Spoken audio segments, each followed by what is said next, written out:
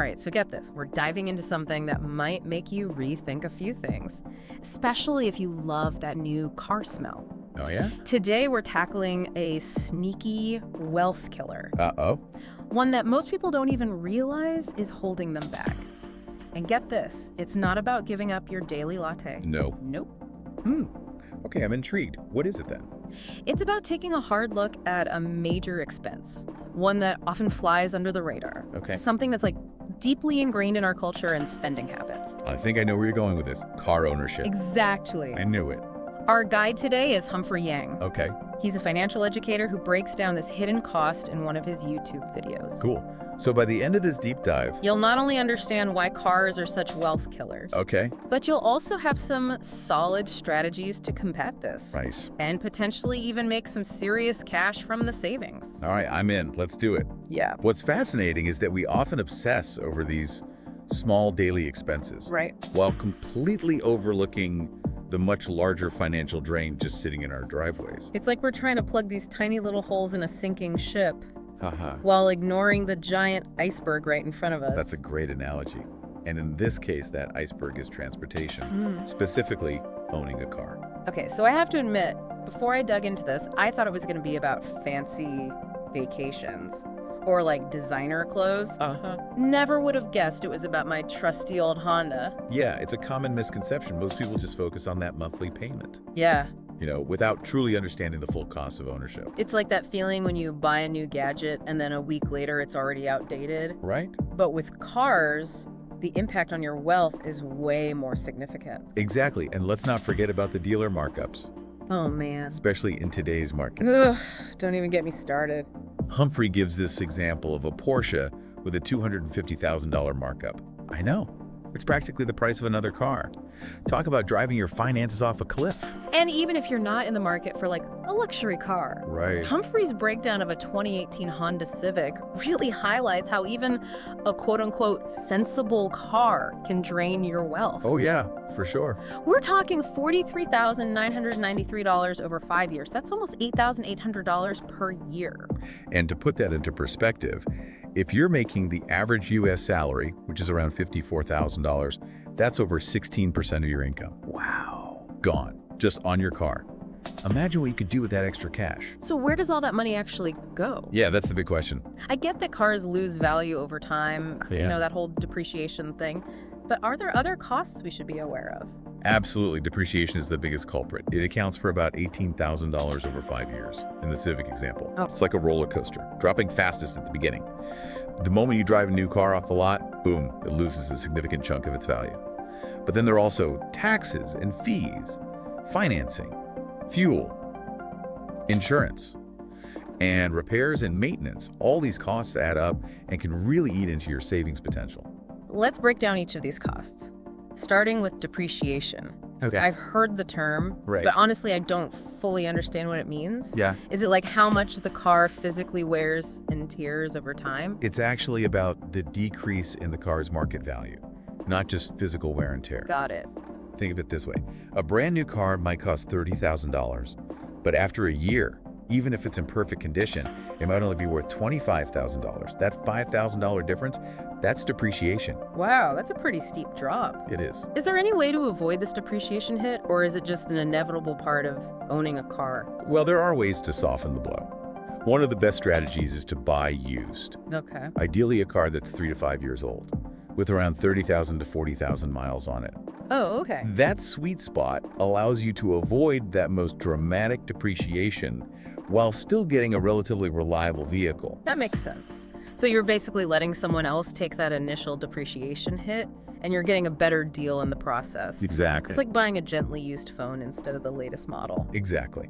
Now, besides depreciation, you also have to factor in taxes and fees, Yes. which are pretty much unavoidable with car ownership. Yeah, I remember groaning every time I had to pay my annual registration fees. Yeah. They always felt like this annoying little extra expense. And they add up, especially if you have multiple vehicles. So while you can't completely avoid them, it's worth considering whether owning multiple cars is really necessary. Right, like maybe one car is enough for most households, Yeah. and the other one could be replaced with something more cost-effective, like a bike or public transportation. Now let's talk about financing.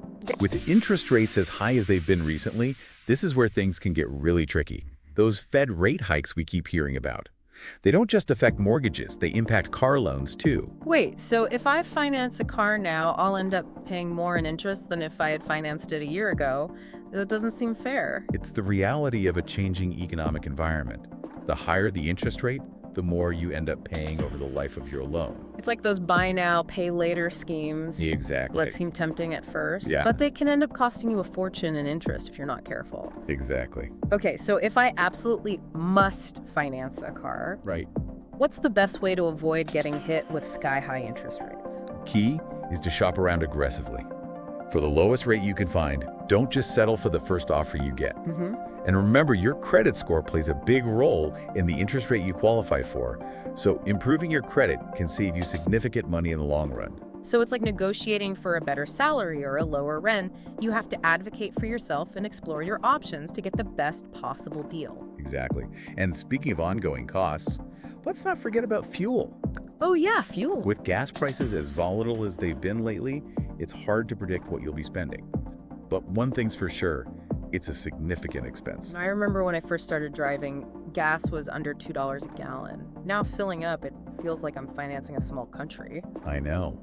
Humphrey's Honda Civic example shows fuel costs averaging over $2,500 per year. Wow. And that's based on a relatively fuel-efficient car. Right. If you drive a gas guzzler, you can expect to pay significantly more. And with global events impacting energy prices, it's unlikely we'll see any significant relief at the pump anytime soon. So what are some ways to mitigate this fuel frenzy? Yeah, any tips for avoiding that feeling of dread when the gas light comes on? Absolutely. Yeah. Little things can help, like getting a Costco membership Okay. for cheaper gas. Right. And in the long run, exploring electric vehicles might be a wise investment. Yeah. Although they come with their own set of costs. But hey, at least you won't be at the mercy of fluctuating gas prices. Okay. On to another recurring cost. Insurance. Oh yeah. I've heard stories of people's insurance rates skyrocketing for seemingly no reason. It feels like such a black box. It can be frustrating. Humphrey's example has insurance at about $1,400 per year. But the good news is there are ways to potentially lower this cost. Okay.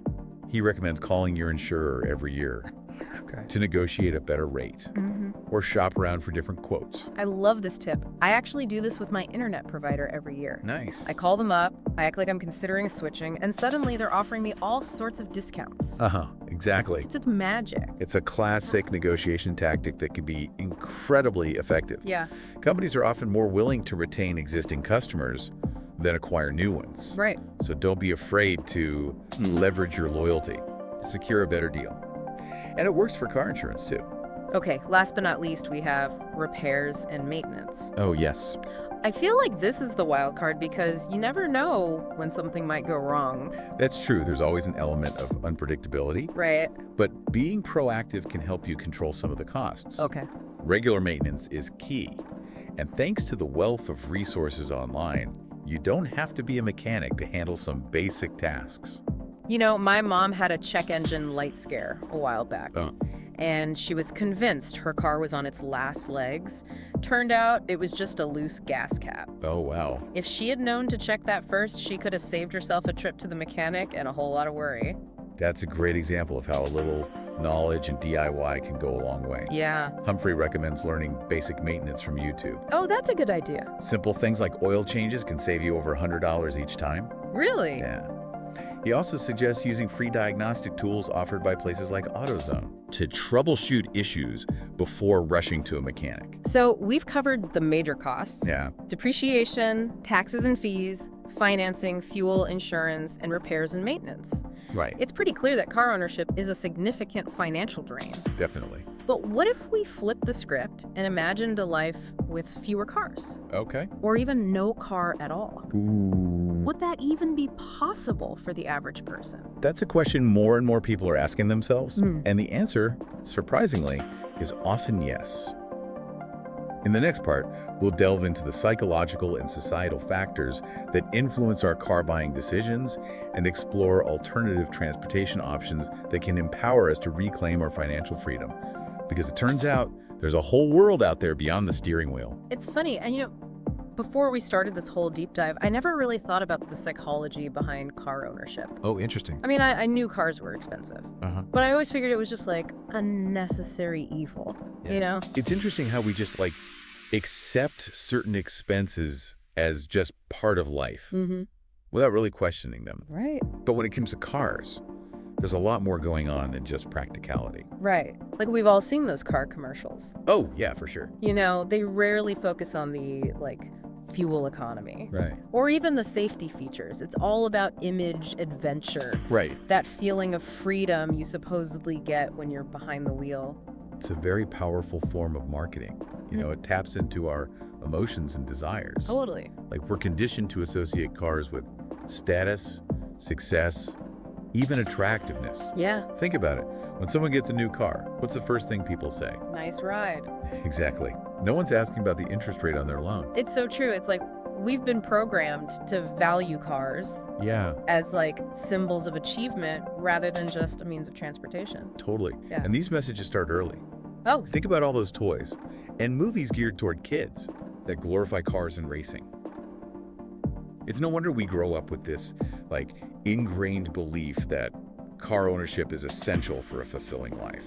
so how do we break free from these like societal pressures and make like more rational decisions about car ownership? Because honestly, I'm starting to realize that maybe I don't need a car as much as I thought I did. Well, it starts with awareness. Okay. By recognizing the psychological tactics used to influence our choices. You know, we can begin to question those messages and develop a more critical perspective. Yeah. Humphrey also encourages us to rethink our relationship with convenience. Like we've become so accustomed to the ease of hopping in our cars and going wherever we want, whenever we want. Right. But as we've seen, that convenience comes at a steep cost. It's like those buy now, pay later apps. It They seem is. super convenient at first, Yeah. but then you end up with a bunch of small payments that add up to a huge debt. That's a great comparison.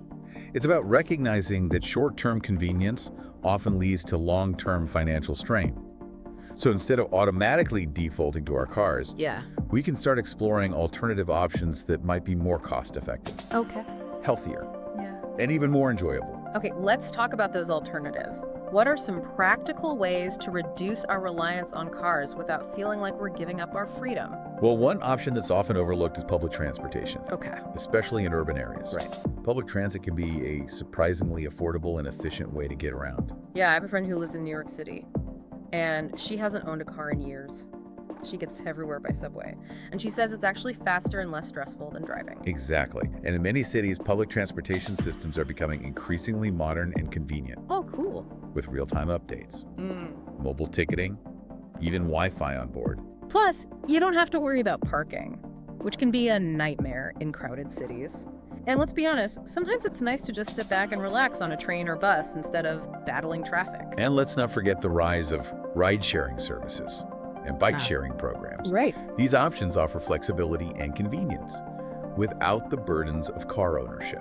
I've definitely used ride-sharing services more in recent years, Yeah. especially for those times when I need a car for a short trip or I don't want to deal with parking. It can actually be cheaper than owning a car if you factor in all the associated costs. And for shorter distances, walking or biking can be incredibly rewarding. Yeah. Not only do you save money Right. and reduce your environmental impact, Yeah. you also get the added benefits of physical activity and fresh air. I've been trying to incorporate more walking into my routine lately. Nice. And it's amazing how much more I notice about my surroundings when I'm not just zipping by in a car. Humphrey also suggests a more radical approach for those seeking to truly break free from car dependence. Okay. Considering a move, I know it's a big decision, Yeah.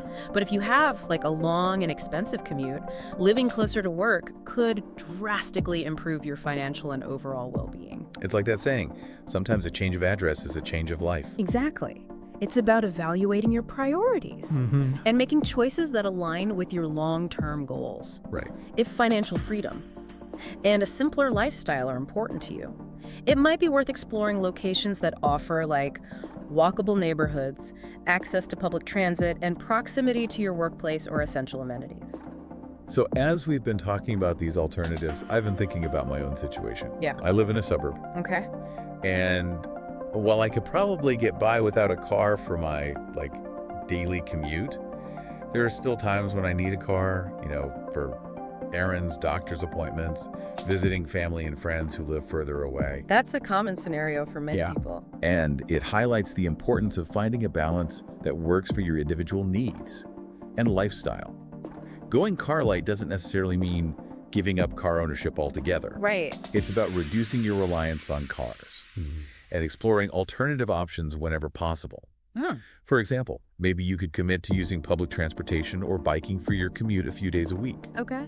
Or perhaps you could investigate car sharing services for those occasional times when you need a car for longer trips. That makes a lot of sense. It's not an all or nothing proposition. It's about finding ways to incorporate, more sustainable and cost-effective transportation options into your routine. Exactly.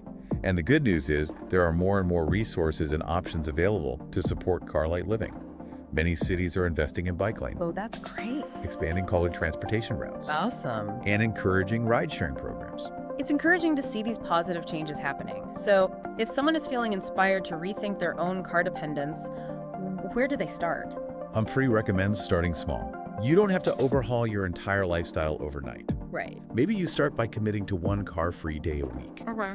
Or you explore public transportation options for your commute a couple times a week. It's like any new habit. Exactly. You start with small, manageable steps and gradually build from there. Exactly. And as you start experimenting with different transportation options, you might be surprised by how much you enjoy the freedom Yeah. and flexibility of not being tethered to a car. It's like discovering a whole new way of experiencing your surroundings. And who knows, maybe you'll even be inspired to join the growing movement of people who are choosing to live car-free Oh, wow. or car light. Right. Not just for financial reasons, but for the environmental, health, and community benefits as well. That's awesome. In the final part of our deep dive, we'll hear from some of these inspiring individuals Okay. who've embraced alternative lifestyles and unlocked a world of unexpected rewards. So, welcome back to the show. So far, we've uncovered these hidden costs of car ownership, and we've explored the psychology behind our car buying decisions. Right. But now let's get inspired by real people who are ditching the car and living richer lives because of it. Yeah, what's striking about these stories is how diverse they are. Yeah. We're talking families, professionals, city dwellers, and even people in the suburbs Yeah. who are finding ways to thrive without relying on cars. It's like they've unlocked this secret level of freedom that most of us don't even realize exists. Yeah, they've broken free from the financial burden Yeah. of car ownership, the stress of traffic, Right. and the limitations of car-centric lifestyle. Yeah.